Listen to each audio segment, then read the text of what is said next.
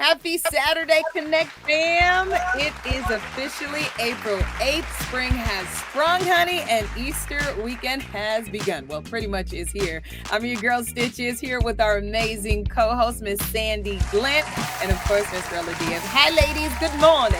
Hello. Good morning.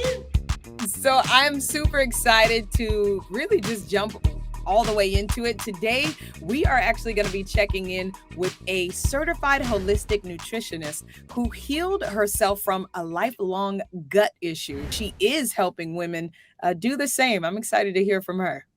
Absolutely. And later, from serving in President Bush's administration in Washington, D.C., to now president and CEO of Avantgarde, Rebecca Contreras is here sharing all about her Girls of Legacy Scholarship and Mentoring Program. It's going to be a jam-packed show with great information for women and moms everywhere. Connect fam. Don't be overly focused on vanity metrics. Like what you see online does not necessarily always translate to scale or visibility of a business. So, ladies, what are your thoughts here? Talk to me. Oh, yeah. Well, measurement is certainly important. I'm sure everybody's heard that concept that what you measure improves, right? Mm-hmm. But what are you measuring is very important. Have you identified really something that we do with our leadership teams at various different companies? We'll identify scorecards based on various different metrics, but we assign one score to every person in the company so that we know if I'm on a island vacationing, I know if I look at the numbers, that one number for each person tells me if we need to get on a plane and head back or not. It's a simplified way to identify, are we clear based off that one number? Are we good or are we not good? And that way it simplifies the many different metrics that you can use, because God knows often there are many, but identifying the most important takes a minute, but very important to do. Yes. I want to ask you this, ladies, too. And Sandy, I'm sure you can hit. Thank you, Rolla. Yeah. Sandy, I'm sure you can hit on this. And both of you really, what new strategies are you ladies using to streamline your businesses in 2023? Any new funnels, apps, or streams? Give us the juice. What are you doing?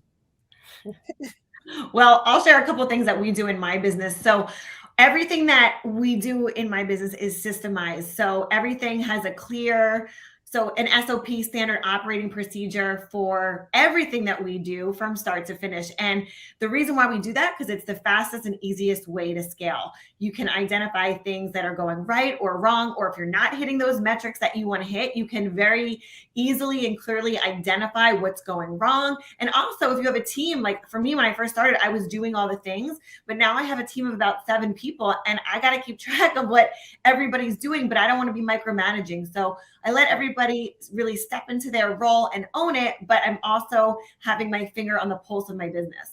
Well, I want to get into a minute talking about marketing and sales, and both of you have small businesses. So how are you marketing to potential customers?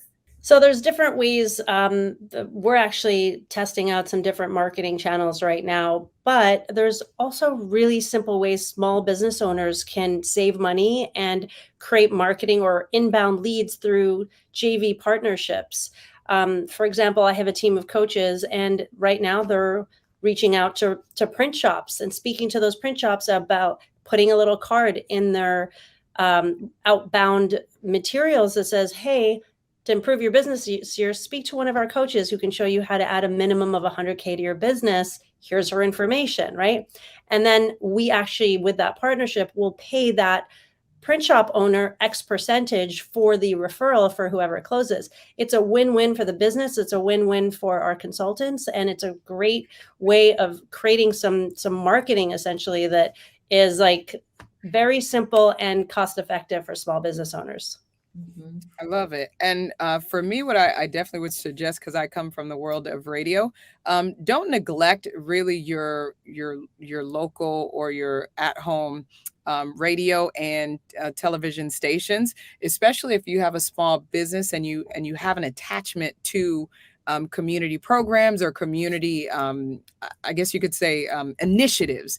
Don't neglect those mainstream medias. I would say just call them up and find out and see what the cost is, because a lot of people, I understand, but a lot of people think that it will always be way over their budget. But at least when you start establishing a relationship with that account executive at the station or at the news or television station, that's a rapport that you're starting, and they'll 9 times out of 10 try to work with your budget. A good account executive will actually be honest with you and tell you like, hey, no, it's better spent doing grassroots work or doing this, and they may even offer you some outside help. Great tips, ladies. Well, coming up next, Easter weekend is officially here, and I know family and friends are planning dinner as we speak. But is your menu packed with nutrient-dense food or things that are more bloat friendly?